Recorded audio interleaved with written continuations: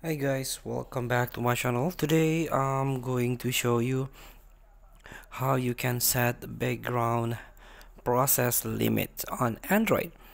So if you want to limit the background app, you can try to do it on Android phone. You can scroll down to activate developer mode option. By tap about phone, try to search builder, your build number, and tap repeatedly until the notification show up. So you can access developer option on additional settings, and here we go. This is developer options now enabled, and you can scroll down and find the option how you can set a background. This one, background process limit. So by default this standard limit. So this change the maximum number of applications that are kept in background memory before they are cleared.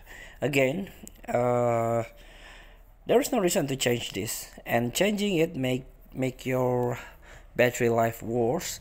Relaunching apps constantly take more processing power than keeping them in the background. So, but if you want to try to limit maybe at most 3 process, feel free to try.